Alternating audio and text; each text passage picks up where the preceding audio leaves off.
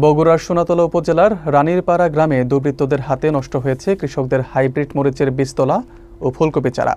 শনিবার গভীর রাতে সংঘটিত এই ঘটনায় ৩ কৃষক আর্থিকভাবে ক্ষতিগ্রস্ত হয়েছেন। ক্ষতিগ্রস্ত কৃষকরা অভিযোগ করেছেন, ঈর্ষা বা পূর্ব শত্রুতার জেরে পরিকল্পিতভাবে এই ন্যাক্কারজনক ঘটনা ঘটানো হয়েছে। বিস্তারিত দেখুন শহীদুল ইসলাম শাহিনের প্রতিবেদনে।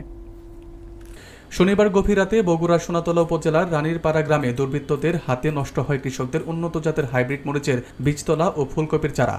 ক্ষতিগ্রস্ত ৩ কৃষক জিল্লুর রহমান নান্নু খান ও আবুল কালাম আজাদ জানান, তারা দীর্ঘদিনের পরিশ্রমে উন্নত জাতের মরিচের বীজতলা তৈরি করেছিলেন এবং ১৬% জমিতে ফুলকপির চারা রোপণ করেছিলেন। কিন্তু রাতের অন্ধকারে দুর্বৃত্তরা মরিচ ও ফুলকপির গাছ উপড়ে ফেলে দেয়। পরদিন সকালে মাঠে গিয়ে দেখা যায় ফসলের গাছগুলো মাটিতে লুটিয়ে পড়েছে। এমন দৃশ্য দেখে কৃষকরা কান্নায় ভেঙে পড়েন। স্থানীয়রা ধারণা করছেন, ঈর্ষা বা পূর্ব শত্রুতার কারণে কেউ পরিকল্পিতভাবে এই কাজ করেছে। এতে গ্রাম জুড়ে কৃষকদের মধ্যে আতঙ্ক ও ক্ষোভ ছড়িয়ে পড়েছে। ক্ষতিগ্রস্ত কৃষকরা প্রশাসনের কাছে দ্রুত ন্যায় বিচারের দাবি জানিয়েছেন। সোনাতলা থানার ভারপ্রাপ্ত কর্মকর্তা জানান, অভিযোগের প্রক্রিয়া চলছে, বিষয়টি তদন্ত করে দোষীদের আইনের আওতায় আনা হবে। আমার অনেক ২-৩ বিঘাটি পুল কাটে ফেলেছে কাটাতে, এবং আমার আবাদের জমি গাছ, সেখানে কপির ফুল, মরিচের ফুল প্রায় ১ লক্ষ টাকা আমার খরচ। এখানে ১ লক্ষ টাকা, ২ লক্ষ টাকা প্রায় ক্ষতি হয়ে গেছে। কাউকে কি সন্দেহ করেন আপনি?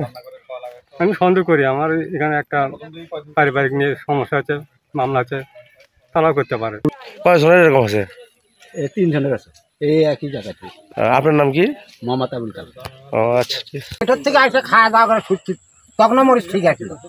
তারপরে দেখি হচ্ছে না, এখন কি দেখলেন? এখন সকালবেলা এসে দেখি যে এখানে মরিচ তোলা আর মাঝখানে কাটা। কপিরও তাই, ওই তোলা আর কাটা।